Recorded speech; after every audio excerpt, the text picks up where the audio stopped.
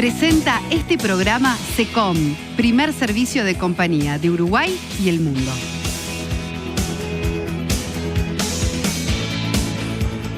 Clínica Oftalmovisión, centro quirúrgico de alta especialización, referentes en todas las áreas de la oftalmología. Muy buen sábado para todos, bienvenidos a Saber Vivir Mejor. Hoy tenemos un muy lindo programa por delante. Ya les voy adelantando a propósito que hoy nos acompaña una psicopedagoga y escritora argentina muy reconocida para hablar de la educación emocional de los hijos. También estaremos hablando de salud bucal, salud digestiva y hasta vamos a estar compartiendo estrategias para bajar de peso. ¿Quieren conocer los avances? Estos son. Hoy la doctora Rey nos habla sobre el reflujo y sus consecuencias. También tenemos la visita de la doctora Diana Startari, que explica qué son y para qué sirven los sellantes dentales. Y conversamos sobre educación en niños con la reconocida psicopedagoga y escritora argentina Liliana González. Y momento de saludar a nuestra queridísima doctora Rey. ¿Cómo le va, Doc? Muy bien, Soledad. Buen sábado. Siempre contenta de compartir este espacio contigo. Igualmente. Bueno, ¿qué tema es el de hoy? Reflujo gastroesofágico. Es una circunstancia que es cuando nosotros comemos, nos alimentamos, entra la comida en la boca, pasa por un tubo que se llega al esófago y llega al estómago. En el estómago se produce la digestión de la alimentación y para eso es muy importante la secreción ácida, el ácido clorhídrico que está en el estómago. Pero el estómago está preparado para recibir esa secreción ácida, las paredes del estómago están preparadas, pero la del esófago no. ¿Qué comunica el estómago con el esófago? Un esfínter, el esfínter esofágico inferior. Hay diferentes sustancias, ya sea medicamentos, todo lo que sea aumento de la presión intraabdominal, la tos, el embarazo, el aumento de peso, que aumentan la presión en el estómago y a nivel abdominal y hace que ese esfínter falle. Y al fallar, parte del contenido gástrico vuelve a subir hacia el esófago. Entonces, eso puede ser normal, eso es el reflujo. Y después está lo que se llama enfermedad por reflujo gastroesofágico, que es cuando ese refluir es constante o ocasiona síntomas incómodos para el paciente o alteraciones a nivel de la mucosa del esófago, esofagitis, inflamación, y que puede llegar a ser muy importante. Entonces ahí hablamos de lo que es enfermedad por reflujo gastroesofágico. Entonces lo más importante son los síntomas que produce. Los cuales los podemos imaginar, el tener ácido en algo que no lo tolera, lo primero va a ser ardor, picazón, dolor retroesternal. Puede dar también síntomas, esos son fundamentalmente síntomas a nivel digestivo, sensación de plenitud, sensación de incomodidad, pero también, que es lo más interesante, puede dar síntomas extradigestivos. ¿Por qué? Porque no solamente el ácido cuando refluye, sino que también refluye gas y refluye sustancias que no es ácido, sino sustancias alcalinas que vienen del duodeno, y todas esas sustancias pueden producir inflamación que llega hasta la orofaringe. Entonces tenemos muchos cuadros orodigestivos o de la vía respiratoria alta que llevan a múltiples consultas con el otorrino y que al final se encuentra que la causa de estos cuadros son el reflujo. Y vamos a repasar esto. Puede ser, por ejemplo, desde una sinusitis, que llegue el ácido del estómago o el gas llegue hasta el nivel de la orofaringe y produzca una sinusitis, o alguien que tenga una sinusitis crónica que presente una exacerbación de ese cuadro. Lo que es más frecuente, la disfonía y el dolor de garganta. ¿Cuántos dolores de garganta o disfonías matinales cuando van al otorrino, el otorrino les hace una laringoscopía, mira las cuerdas vocales y ve unas cuerdas vocales rojas, eritematosas, que tienen granulomas y hace el diagnóstico de reflujo gastroesofágico? Otras veces, dolor de oído, que repetidos, que se toman antibióticos y la causa está en el reflujo.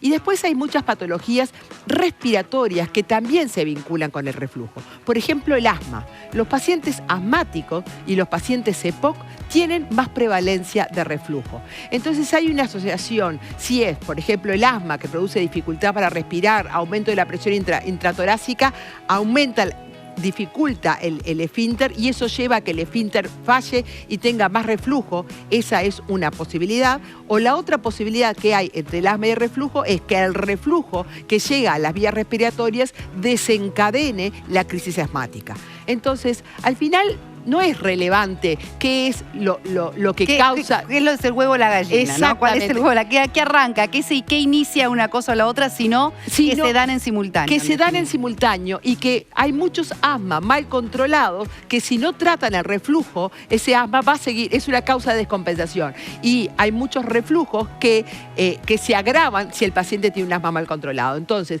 en los pacientes que tienen asma y reflujo, es importante tener controladas las dos patologías, porque ahí sí van a ser una buena conjunción. Bien. Y en el tiempo que nos queda, doctora, ¿cuál sería el tratamiento indicado para tratar puntualmente el reflujo, ¿verdad? En esta oportunidad. Bueno, hay muchas medidas, hay medidas fundamentalmente higiénico-dietéticas. Entonces, lo más importante es no comer excesivamente, no comer y acostarse, porque todo eso favorece el reflujo. No usar fajas, cinturones apretados, bajar de peso, bajar la panza. Todas esas son medidas. Bueno, en el embarazo es una situación complicada. Sí, yo experimenté el reflujo ahí. Porque además no hay medicamentos aprobados para el embarazo. Entonces, son situaciones que realmente son de muy mala calidad para las... unos líquidos, ¿no? Pueden tomar algunos líquidos, fundamentalmente tipo hidróxido, me sale la marca comercial, hidróxido de aluminio que pueden tomar, pero como no hay estudios en embarazadas, no es seguro a veces tomar muchos medicamentos. Entonces, la verdad, lo tienen que padecer el reflujo y es muy importante todas las medidas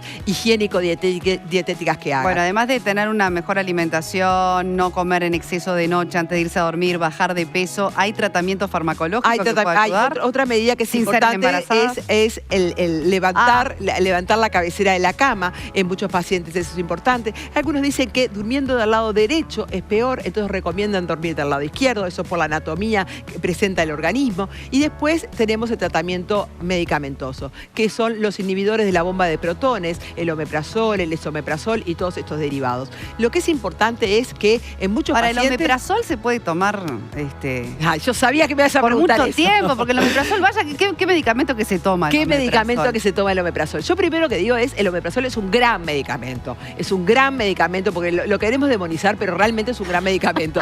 Pero cuando está indicado, o sea, no es un tratamiento para tomar de por vida, porque todos los medicamentos que nos tomamos tienen efectos secundarios. Entonces, si bien no ha tenido grandes efectos secundarios en estos años que ha tomado, como tú decís, muchísima gente, sí se han encontrado. Entonces, lo más importante es que tengan indicaciones para cumplir un tratamiento. Por ejemplo, en el caso de reflujo, tiene determinados meses de tratamiento, determinadas semanas que le indica el médico, es tomar esas semanas de tratamiento. Pero se te puede ir el reflujo, es decir, tomando las medidas adecuadas o con un buen tratamiento o cuidando también otras situaciones como el asma y demás que pueden estar generando ese círculo, ¿verdad? En muchos pacientes van a tener una muy buena evolución. En aquellos que persisten sintomáticos, es aconsejable la consulta con el gastroenterólogo porque hay que hacer una fibrogastroscopía porque en un 5% de los pacientes presentan lo que se llama el esófago de Barrett, que son alteraciones a nivel de la mucosa del esófago que pueden ser preneoplásicas. Entonces, si bien es algo que es frecuente, que es común, cuando persiste, la consulta con el especialista está indicada. Excelente. Precancerosas, ¿verdad? Son precancerosas. En un 5%, ojo, en pocos pacientes, frecuencia baja, pero... los controles, la prevención, siempre es a lo que apuntamos. Indicado, muy bien, doctor. Bueno, la felicito porque es un tema complicado para explicar y lo hizo muy bien. Bueno, y a propósito del consultorio de la doctora, quiso hablar del caso de la reina ahora, de la reina Leticia, que padece un síndrome, podríamos decir. Neuroma de Morton. Y me pareció súper interesante, primero por poner esta patología en el tapete y porque tiene un tratamiento efectivo, así que si ustedes tienen alguno de los síntomas que referimos en el consultorio, vaya a consultar. Y es real, este caso. Recientemente, la reina Leticia de España ha sido diagnosticada con un neuroma de Morton. Es una neuropatía por atrapamiento. Es un engrosamiento del tejido alrededor de un nervio que va a los dedos de los pies, generalmente entre el tercer y cuarto dedo. Esta compresión puede desencadenar una inflamación y hacer que se forme un tejido anormal dentro y alrededor del nervio, produciendo un dolor característico. Los síntomas típicos incluyen un dolor agudo en la parte delantera del pie, como si estuviera pisando una piedra, acompañada de una sensación de ardor o entumecimiento de los dedos afectados. Este dolor suele empeorar al caminar, especialmente usando zapatos ajustados o de tacón alto. El diagnóstico se realiza mediante un examen físico del pie y en ocasiones con pruebas de imagen, como una ecografía de partes blandas o incluso resonancia magnética. El tratamiento inicial suele ser conservador, incluyendo cambios en el calzado por uno más ancho y cómodo, uso de plantillas ortopédicas, aplicación de hielo y antiinflamatorios. En casos persistentes, se pueden administrar inyecciones de corticosteroides para reducir la inflamación. Como último recurso, en casos muy severos, puede ser necesaria la cirugía. La evolución y el pronóstico del neuroma de Morton varían en cada caso. Con el tratamiento adecuado y los cuidados necesarios, es posible manejar esta condición y mantener una vida activa y saludable. Vení a Audical a vivir la experiencia de recuperar tu audición. Probá sin costo nuestros audífonos y redescubrí la magia de los sonidos cotidianos de la mano de la empresa líder en el sector. En Audical, una marca Amplifon, se trabaja todos los días para empoderar a las personas y ayudarlas a que vuelvan a oír como se merecen. Agenda tu cita gratis al 18899. Audical, una marca Amplifon. El futuro suena como nunca. Para vivir tu audición como nunca antes, conoce todos los detalles llamando al 18899 y agenda tu consulta gratis. Audical, una marca Amplifon. El futuro suena como nunca. ¿Y sabías que dejar pasar pequeños problemas de visión puede generar a futuro un daño irreversible en tus ojos? Controlar tu salud ocular es fundamental para prevenir enfermedades como el glaucoma o la retinopatía diabética. Y en Oftalmovisión hay un staff de 11 médicos especializados en todas las áreas de la oftalmología. Así que comunícate con ellos y agenda tu consulta en 24 horas. A continuación, fuimos hasta allí y conversamos con la doctora Paola Pacheco de Clínica Oftalmovisión, esta vez sobre cirugía refractiva. Véanlo.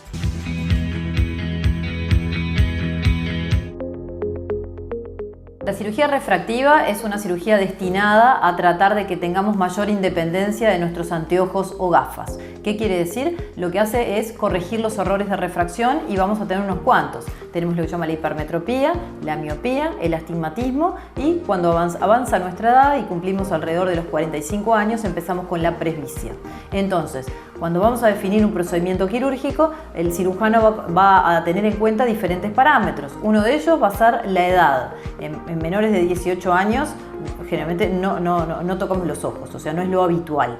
Tenemos que tener un error refractivo que quiere decir estable, que no haya progresado en el último año o 2 años. En tercer lugar, vamos a tener en cuenta también la anatomía de ese ojo y por supuesto el error refractivo y la magnitud. Entonces, para corregir todos estos errores que dijimos de refracción, existen diferentes métodos y diferentes tipos de cirugía. ¿Qué quiere decir? Podemos hacer, si la córnea, por ejemplo, nos permite en su espesor, hacer una cirugía refractiva sobre la córnea, que la más convencional o la más frecuente se llama LASIK.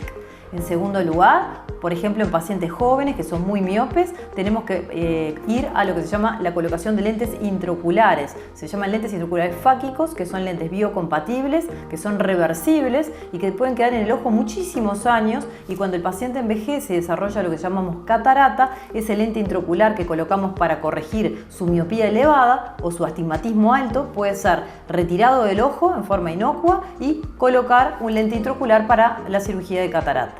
Y por último, existen lentes intraoculares que en pacientes que tienen más de 50 años, que algunos que no tienen catarata y que cumplen determinados criterios. Y por supuesto, en los operados de catarata existen lentes que pueden corregir la miopía, la hipermetropía, el astigmatismo y la presbicia. Estos lentes nosotros los llamamos muchas veces lentes premium, que pueden ser lentes que llamamos trifocales, que van a corregir la visión para lejos, intermedio y cerca, lentes de rango extendido, lentes monofocales plus, Entonces lo que sugiero es que si uno tiene la necesidad o la angustia de decir, bueno, me gustaría saber si hay algún procedimiento para mí, para no utilizar o disminuir mi dependencia de anteojos o gafas, concurrir al oftalmólogo para ver cuál es el mejor procedimiento para mi caso.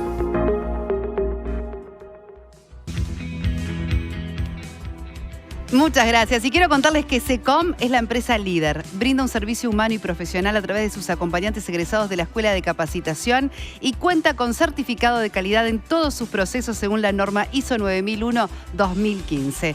Y ahora, además, cumple con los estándares internacionales en seguridad de la información, contando con la certificación ISO 27001-2022, garantizando así la protección de la información de afiliados, colaboradores, proveedores y otras partes interesadas. SECOM, primer servicio de compañía de Uruguay y del mundo. Y ya vamos al living, que nos está esperando justamente la doctora Dayana Startari para hablar de salud bucal, como siempre, su especialidad. Además, bueno, por supuesto que ella tiene su clínica, que es la Clínica Star, y que hoy nos va a contar sobre sellantes. ¿Es así? Sí. ¿Cómo estás, Dayana? Bienvenida. Muy bien, un gusto estar acá nuevamente. Bueno, ¿qué tiene que ver esto de los sellantes, la salud bucal? Bueno, vamos a aclarar un poquito a ver qué es un sellante dental. El Bien. sellante dental es un material de relleno que va a ser colocado en las superficies de los dientes posteriores, ya sea los molares y a veces los premolares. Lo que va a hacer es, la superficie de los molares, como ya sabemos, los dientes posteriores tienen surcos y a veces fosas y fisuras en las cuales es más factible que se engrampe el alimento. Al colocar un material encima, que sería un sellante, lo que hacemos es esa superficie dejarla lisa para que sea más fácil el poder cepillarse y poder que no quede alimento allí. Lo que hace el sellante, o sea, el beneficio que tiene es proteger al diente sobre la carie dental. Ahí está, protegerla de la caries. Exactamente. Sobre todo, Sí. o sea, es a modo preventivo. Sí, es un método preventivo. Y, por ejemplo, en niños se podría colocar, hay que tener cierta edad. Bueno, en realidad lo que se aconseja, cuando se aconseja especialmente es en niños. ¿Por qué? Porque es una población más susceptible a presentar caries, ya que por sus hábitos de higiene o porque no les da la motricidad o por sus hábitos alimenticios, entonces es como la población que es a la que indicamos generalmente los sellantes. ¿Y cuándo los vamos a indicar? Se indican en los molares permanentes, cuando terminan su erupción, generalmente los primeros molares a los 6 o 7 años, en los segundos molares a los 11 o 13 años también. Pero no en todos los dientes. O sea, el odontólogo lo que tiene que hacer es un diagnóstico clínico de acerca de su historial de caries, sus hábitos de higiene, sus hábitos alimenticios y evaluar la morfología del molar, o sea, la profundidad y cómo se encuentra ese surco, si engrampa más fácilmente la comida. Lo Ahí estamos viendo en imágenes claramente. Ahora, sellante. ese sellante es relativamente sencilla, su colocación, no es dolorosa. No, es un tratamiento no invasivo, indoloro, en el cual sí tiene que estar totalmente erupcionado el diente porque tiene que estar en un ambiente seco. El niño, por eso generalmente se hacen niños que ya de 6 años hacia más arriba, porque tiene como se puede quedar sentado, quieto y tranquilo como para poder hacerlo y que las garantías de que quede bien el sellante, ¿no? Claro. Ahora, Dayana, el sellante, ¿cuánto tiempo dura? Bueno, ¿O cada cuánto deberíamos controlar que esté en buen estado? ¿Cuántos años perdura el sellante? Bueno, puede llegar a durar 10 años. Depende mucho de qué sellante se usó y las medidas de higiene del paciente. Muchas veces se dice que el 80% la protege a los 2 años, luego va bajando al 50% y hay pacientes que les duran más o si no se le puede hacer una colocación intermedia también. O sea, del sellante, pero siempre hay que controlarle la vida útil del sellante. Una cosa importante también es que muchas veces el paciente adulto viene a la consulta y nos dice, bueno, ¿podemos colocarnos sellantes? Lo primero que hay que hacer, este es un tratamiento preventivo.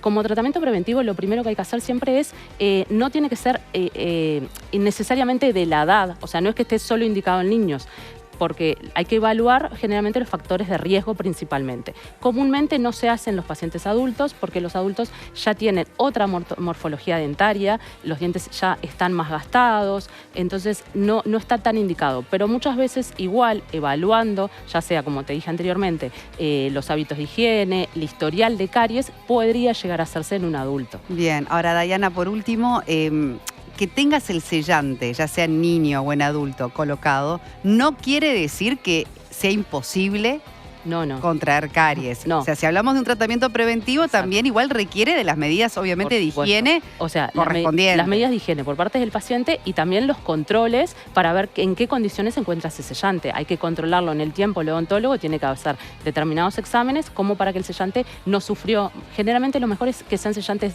de color blanco, porque pueden ser transparentes o blancos. Pero al ser blancos uno los puede ver mejor si se saltó en algún lugar y queda expuesto ese surco o esa fosa, y ahí si queda interfase entre material de sellante y el diente, muchas veces queda alimentos. Entonces hay que hacerle un seguimiento. Perfecto. Bueno, para que le quede claro a la mamá, al papá que nos está mirando, ¿a partir de qué edad con la consulta, verdad, con el dentista, habría que preguntarle sobre la posibilidad o no del sellante molar, por lo pronto? Cuando salen los molares, a partir de los 6 años. Ahí está. Los primeros molares permanentes. Excelente. Doctora, ha sido un placer como siempre. Gracias por acompañarnos, Dayana Startari. Y les cuento que vamos a hacer ahora una brevísima pausa y cuando regresemos nos vamos a meter en un tema apasionante que es en los tiempos que corren, cómo podemos educar y fortalecer a nuestros hijos en lo emocional y cómo también la familia y el centro educativo tienen que conformar una alianza con ese propósito. No se lo pierdan que ya regresamos con este tema. Hasta el 28 de julio, aprovecha los favoritos de invierno en Farmacia San Roque con un 25% off en productos seleccionados.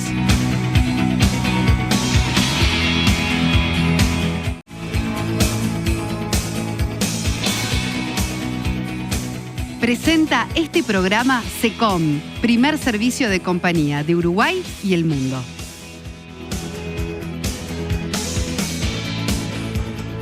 Clínica Oftalmovisión, centro quirúrgico de alta especialización, referentes en todas las áreas de la oftalmología.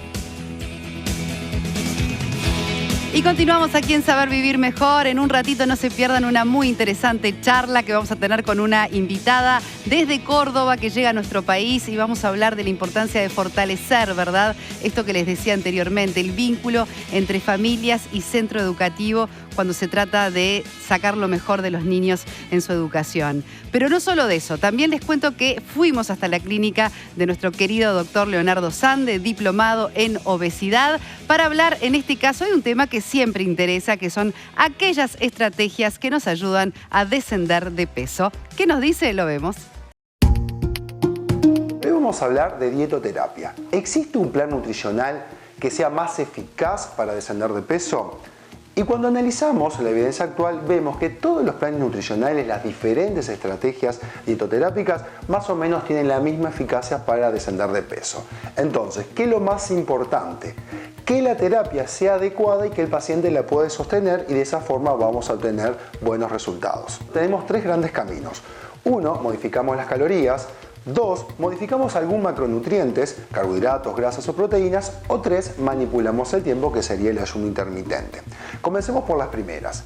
Al modificar las calorías tenemos dos grandes planes nutricionales. Las bajas en calorías, planes entre 1000 y 1200 calorías, que tienen casi todos los macronutrientes. Claramente se restringen los alimentos con más densidad calórica. Hay que achicar un poco las porciones. Son planes muy seguros, pero generalmente se desciende 10% de su peso entre 16 y 26 semanas y a veces las personas nos exigen un poco más. Las muy bajas en calorías, acá tenemos que consumir menos de 1000 calorías y estos planes generalmente tienen entre 400 y 800 calorías, las dietas de los 70.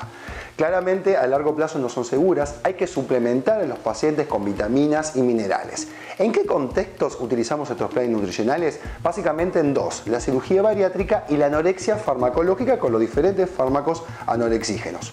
Porque sin esta ayuda es muy difícil que un paciente pueda sostener un plan tan reducido en calorías. Vamos al segundo camino de estrategias. La otra posibilidad que tenemos es manipular algunos de los macronutrientes. Lo primero, una de las opciones es las dietas bajas en carbohidratos, que aquí tenemos las muy bajas en carbohidratos, las bajas en carbohidratos, inclusive la keto, donde prácticamente no se consumen carbohidratos. ¿Qué beneficios tienen las dietas low carb? Básicamente tiene un mejor control glicémico, son buenas para descender de peso, el descenso de peso es básicamente a partir de la grasa y sobre todo de la grasa visceral. También dan mucha saciedad porque las proteínas se mantienen. Las dietas keto, las que no tienen casi nada de carbohidratos, es los mismos efectos pero más pronunciados, pero son menos sostenibles a largo plazo y si se realizan por largos periodos de tiempo también hay que suplementar a los pacientes. Otra estrategia para manipular los macronutrientes son las dietas bajas en grasa, que son muy similares a las bajas en calorías porque básicamente son los macronutrientes que más calorías tienen. Y también tenemos las dietas altas en proteínas. Estos planes nutricionales son planes que implican que del 25 al 50% de las calorías se aporten en proteínas. Mucha saciedad, pero poco sostenible a largo plazo, ya que son planes que generalmente los pacientes se aburren, se agotan. Y la última estrategia que tenemos es cuando manipulamos el tiempo, que es el ayuno intermitente. El ayuno intermitente se puede realizar en días enteros o en algunas horas del día. Lo más eficaz para descender de peso, entre 16 y 18 horas. Siempre recordar que el ayuno intermitente es un patrón temporal de alimentación. En sí hay que cuidar la alimentación que tenemos porque el ayuno no nos explica qué vamos a comer. Para concluir este tema, todos los planes nutricionales tienen más o menos la misma eficacia para descender de peso. Importante que le guste al paciente y hacerles las modificaciones de ciertos parámetros para que el paciente se adapte. Todos los planes, ninguno puede evitar la reganancia de peso y todos se van a agotar en el tiempo y el efecto va a ser menos óptimo. Por ende, es muy frecuente que un paciente en un proceso de adelgazamiento requiere variar los planes y que tenga 2 o 3 estrategias en el mismo proceso. Como siempre, cualquier duda me preguntan en redes y hasta el próximo sábado. Y les cuento que el invierno llegó con mucho frío y vos podés recibirlo con todo, porque hasta el 28 de julio llegan los favoritos de invierno a Farmacia San Roque, con un 25% de descuento en productos seleccionados para recibir este invierno como vos necesitas. Y además podés acumular descuentos extra con tus tarjetas Itaú. Te lo vas a perder. Farmacia San Roque, viví bien.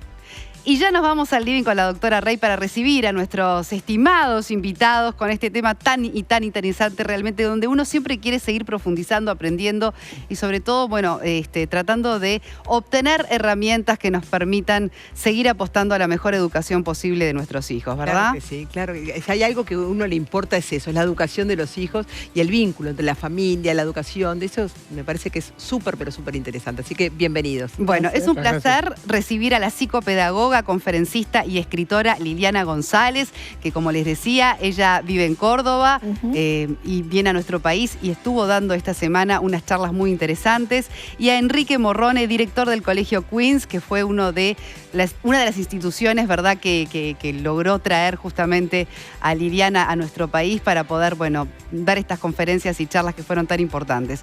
Hablaron de todo, hablaron de educación emocional, pero también hablaron de la importancia, ¿verdad?, de esa relación entre la familia y el instituto educativo. Me gustaría en primer lugar preguntarte, Enrique, estas iniciativas que siempre lleva adelante, en este caso Queens School, pero por lo pronto hay otras figuras que también están interesadas en poder promover esto en el país.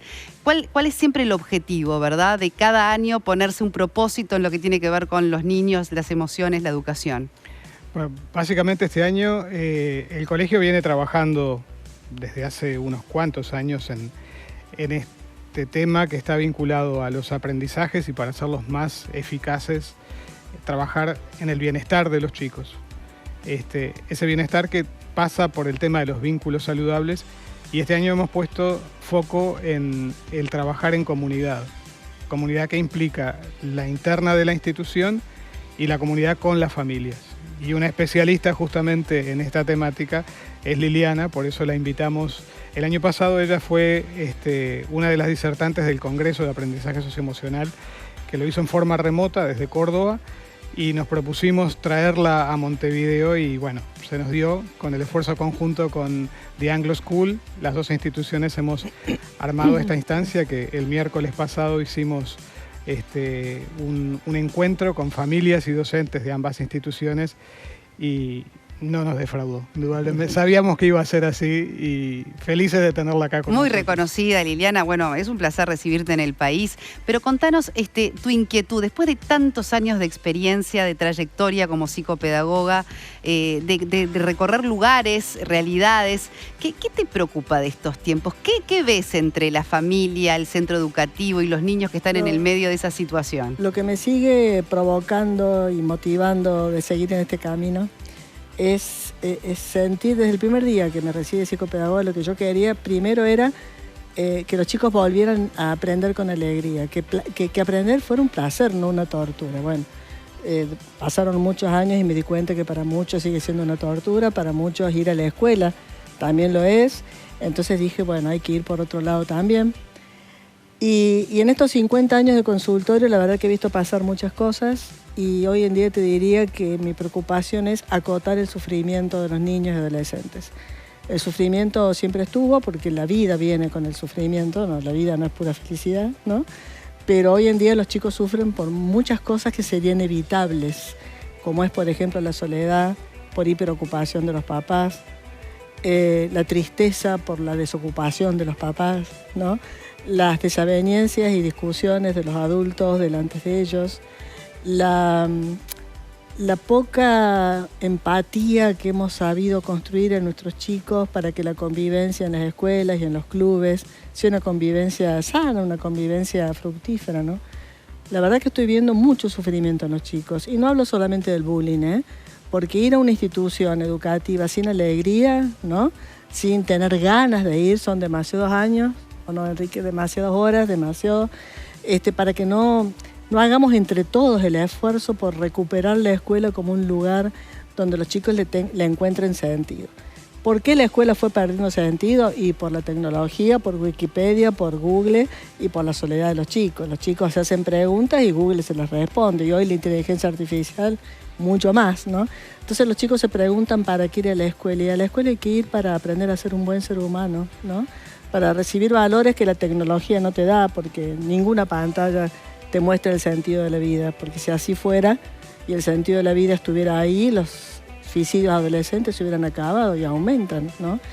Y la educación emocional viene tratando de hacer todo lo posible para que los chicos gestionen sus emociones, como hizo lo posible la educación sexual, como hizo lo posible la educación vial, y sin embargo seguimos matando gente, pasando semáforo en rojo, andando a alta velocidad, siguen muriendo, ¿no es cierto?, gente por violencia de género, y en Córdoba estamos sacudidos por el último episodio de Catalina, es casi uno por mes en Córdoba, es tremendo. Entonces vos decís, a veces las instituciones educativas, a veces las familias tienen objetivos educativos claros, ¿no? Pero hay que llegar a ese objetivo y en el medio hay mucha complejidad, hay muchos actores y situaciones que actúan en contra de lo que la escuela quiere. Y una de esas contras es que los padres dejen el niño en la escuela y crean que la escuela tiene que hacerse cargo de todo. Entonces hoy tenemos una escuela, al menos en mi país, desbordada, colapsada, hiperdemandada. Educación emocional, educación vial, educación alimenticia, prevención de drogas, prevención de alcohol, convivencia escolar, ¿no? Contenidos, currículum. Todo lo tiene que hacer en la escuela. Todo lo tiene que hacer la escuela y la verdad que no es así. Sí, educación sexual también. Así. Bueno, pero todo mostró sus límites. Y bueno, y me acuerdo del viejo Freud, viste, que sin haber sido docente, hace un siglo decía que había 3 profesiones imposibles: educar, gobernar y analizar. Él decía que educar es imposible en el sentido que hay un pedacito al que no llegás, y es así, porque si llegáramos a todo el ser humano con la educación, se hubieran acabado los problemas de la humanidad. Sin embargo, el yo sabe que no tiene que fumar porque le produce cáncer de pulmón. Se lo dice el kiosco, se lo dice la etiqueta y va y compra la etiqueta. La educación sexual, saben los chicos, tienen información múltiple para ver cómo cuidarse y terminar con los embarazos adolescentes o no, o con los abortos provocados. Y sin embargo siguen, ¿no? Entonces hay un resto de imposibilidad que hay que saber que está. Porque si no, uno se cree el Mesías como docente, se frustra mucho si no logra todos sus objetivos. Siempre va a haber alguien que te va a decir que no a la educación, ¿se entiende? O una parte de tu ser que te va a decir que no. Pero hay que seguirlo intentando. Y la verdad que las emociones estuvieron muy ocultas durante muchísimos años en el sistema educativo. Los chicos no hablaban, los chicos tenían que estar con la boca callada, la mirada en el pizarrón, ¿no?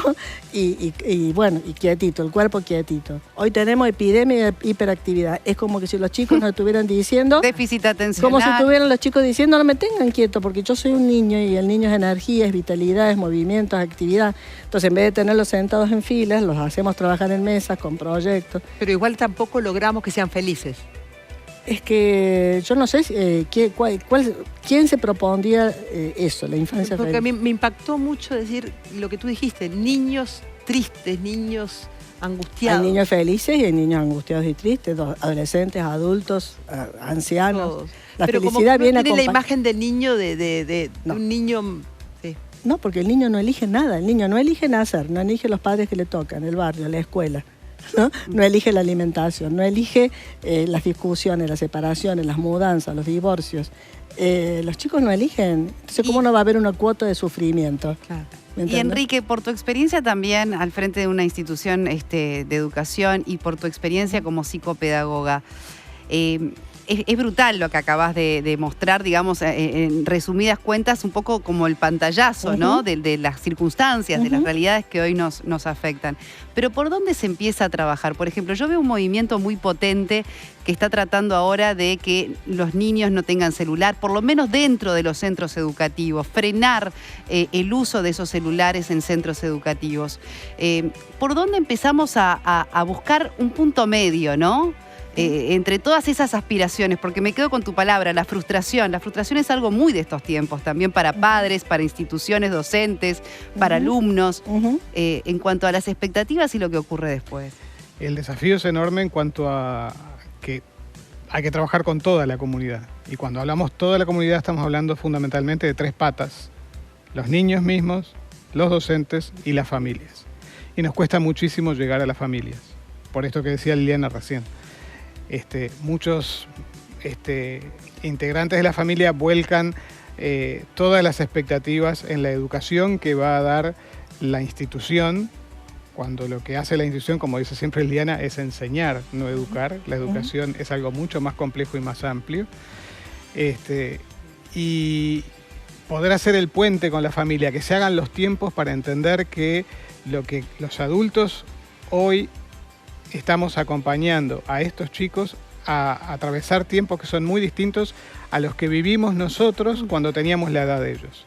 Por lo que ha hecho la tecnología, por lo complejo que es el contexto que hoy... La tecnología, sino también los conceptos que hay, Exacto. ¿no? Del adulto que se tiene que autosatisfacer, que tiene que progresar, y en ese crecimiento muchas veces queda el niño perdido, ¿no? Atrapado. Los dentro especialistas de... dicen que los chicos están sufriendo muchísimo por los atolladeros narcisísticos de sus padres. Claro. O sea, el narcisismo, el ego, el individualismo, la competencia, el exitismo, ¿viste? El estar, que se le pide. el imperativo de la juventud eterna, del éxito rápido, del dinero, ¿viste? Es todo demasiado. Y en el fondo, mira, los pediatras de todo el mundo hace más de 10 años que pidieron en Córdoba, 6.000 pediatras en el plenario final, pidieron media hora de encuentro real con los hijos por día. Y a mí se me heló la sangre. Yo estaba ahí, no me lo contaron, ¿no? Estaba ahí en la mesa escuchando.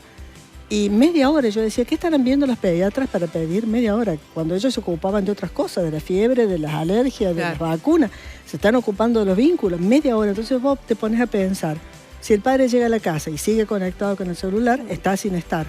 Claro. Le pregunta al chico, ¿cómo te fue en matemática? ¿Cómo te fue en lengua? ¿Cómo está mi cuaderno comunicado? ¿Cuándo tenés la próxima prueba? No.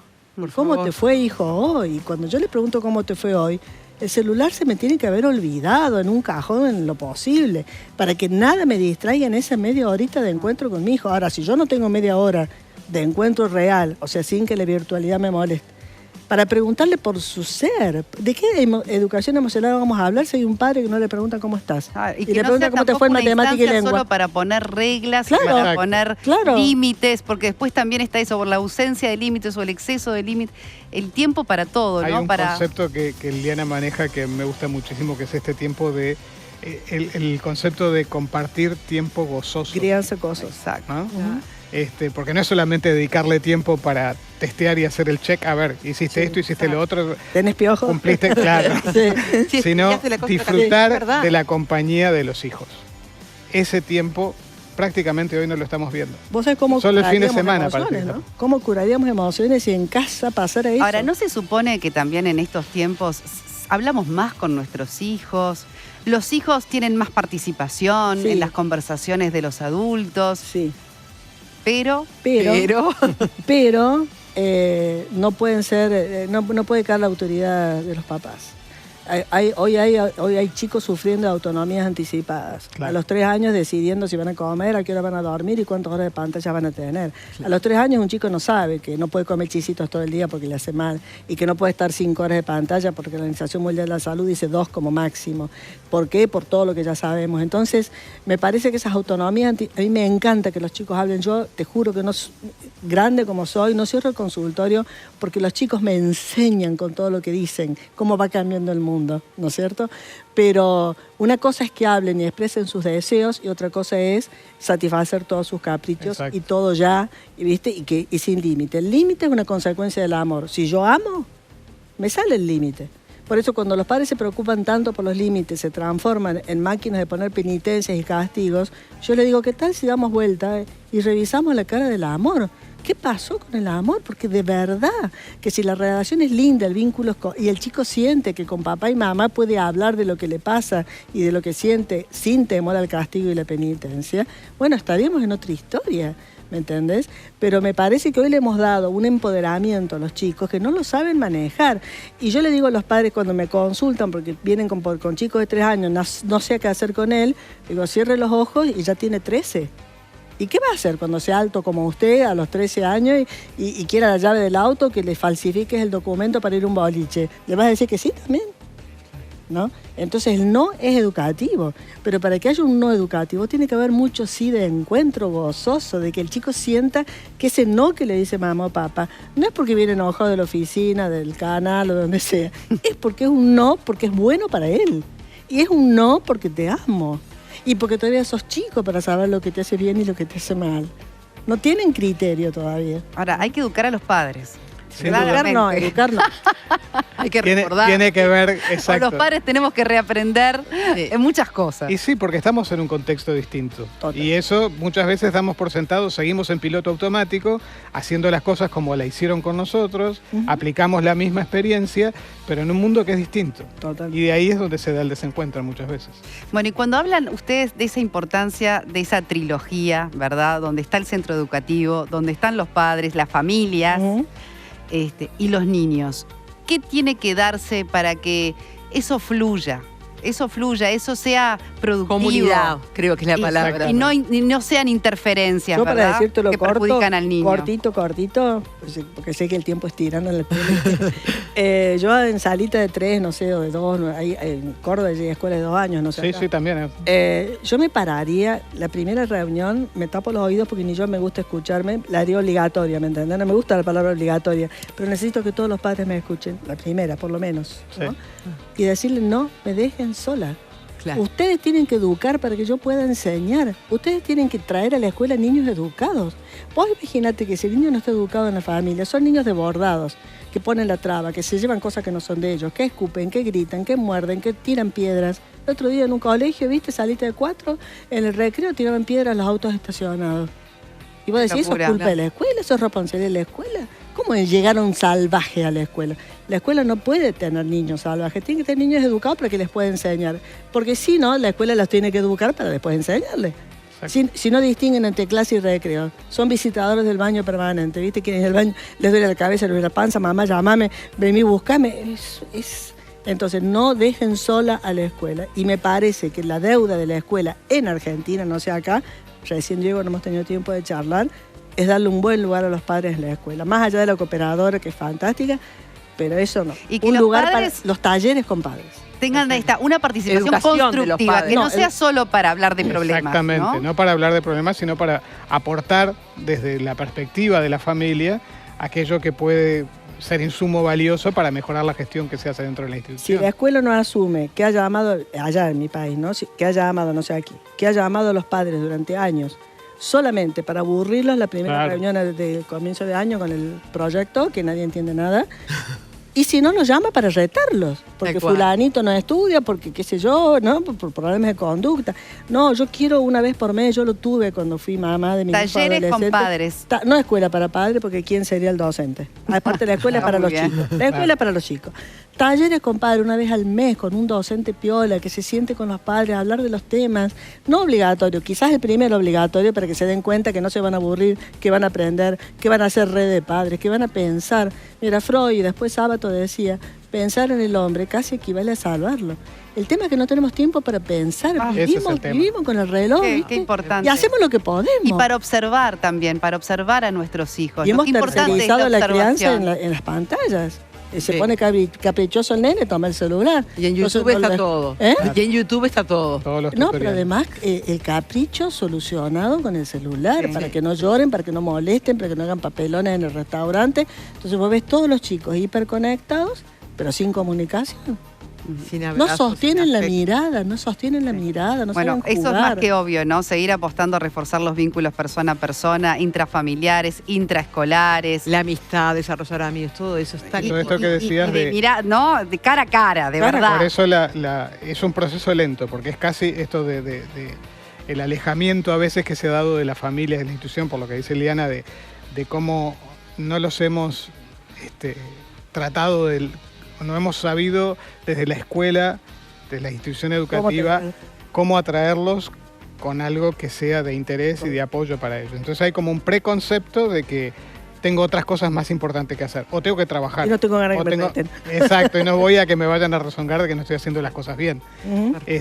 Generar eso es un cambio cultural Cultura. fuerte. Ujú. Nos pasa, hablábamos con Pero estoy Liliana de la segura experiencia. que hay muchos padres con voluntad de Sí, que los esto hay. ocurra. Está Y creciendo, por está eso. creciendo. Pero Y en después ese general, efecto contagio invitas también. a 100 padres y te vienen 10. Ese es el ratio.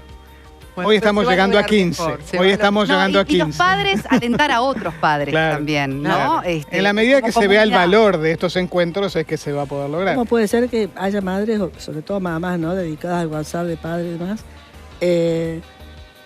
ocupando mucho tiempo de su vida avisándole a las amigas del chat que hay un hot sale, que hay unas cosas baratas. Y después te dice que no tienen tiempo para leer un artículo, para ir a un taller, ¿viste? Vos decís, ¿qué hacemos con el tiempo? De verdad, ¿qué Ujú. hacemos con el tiempo, no? Mira, mi penúltimo libro que lo escribí con mi hija, que fue una maravilla, se llamó Volver a mirarnos y tiene que ver con esto, con dejar volver a mirarnos. Y el último se llama Tiempo de conversar, también con mi hija. ¿Por qué? Porque una vez que nos miramos, tenemos que conversar. Hacemos si no, conexión. ¿para qué nos miramos? Bueno, están acá en Uruguay tus libros, por Sí. supuesto, ¿no? Espero. Estamos en esa Google gestión. van a ver todas sus conferencias maravillosas, pero estos En Liliana libros... González, ok. En Lilian González, ok, perfecto. Ha sido un Muchísimas placer. gracias. Placer. Felicitaciones por lo que están haciendo. Gracias. Gracias. Gracias a ustedes. Y gracias por todas las reflexiones, ¿verdad? Gracias. Que nos dejan a nosotros y a los que están del otro lado. Ha sido un placer. Gracias. Doctora, nos Nosotros despedimos. tenemos que ir. Y ya estamos también. Ahí está. Y nos reencontramos como siempre, doctora. El próximo sábado, ¿dónde? En el 10, el canal uruguayo.